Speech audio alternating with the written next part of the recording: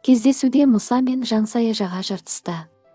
Мұса мен Жансаяның кездесуінде күтпеген жағдай орын алды. Алғашында Мұса көңілді сторис жариялады. Қасымда қошақаным бар. Тамақтануға келдік, шай ішуге. Деп Мұса Жансаямен кездесуінен видеолар жүктеді. Кездесу барысында күтпеген жағдай орын алды.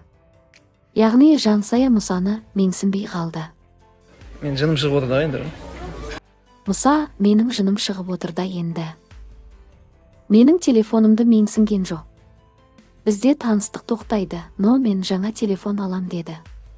Жансая Мұсаның ескі телефоны жайлы айтып мазақ қылды. Ашуға булыққан Мұса Жансаяның зиянды әрекеті бар екен деп жасырмай айтты масқара. Осымен бір кездесуде Мұса мен Жансаяның таныстығы бітті. Естеріңізге сала кетейік, Мұсаға келген Жансая есімді үміткер бұрын тұрмыста болған. Мұсаның талабына сәйкес болмаса да, Мұса сыйластық танытып танысуды жалғастырған болатын. Бүгінгі эфир күтпеген оқиғаларға толы болды. Аяқ асты еңлік Мұсаға деген сезімін мойындаған болатын. Тіпті еңлік үміткер қабылдамайтынын ашық айтты. Әрине еңлік қызымыз Мұсаға деген сезімін Арина арқылы жеткізді. Осы сәтте Айнұр Мұсаны еңліктен қатты қызғанып қалды. Тіпті көзіне жас алды. Бірақ Мұсаның еңлікке деген мүлдем сезімі жоқ. Желі қолданушылары осы жайт жайлы аша ақиқатты жайып салды.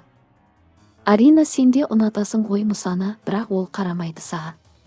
Еңлік Мұсаның мінездері келмейді. Еңлік ағасын тыңдамаған адам Мұсаны тыңдай ма? Еңліктің мінезі нашар. Мұса, өз таңдауыңды жаса. Индира ақу деп еді. Әр жігіттің басын қатырып не керегенін білмей жүрген қыз ғой. Үндемегеннен үйдей бәле шығар дегендей. Еңлік сызылып қалыпты ғой, көгеріп отырушы еді. Ұнаса не бопты? Еңлікке как раз Мұса басым жігіт керек. Жарасады екеуі. Еңлікте Мұсада біз ойлағандай жаман адамдар емес шығар. Екеуі де әдемі. Еңлік жақсы көрген адамын құрметтейді деп білеміз. Ажырасқан келіншектен гөрі еңлік Мұса деп жарыса жазды желі қолданушылары.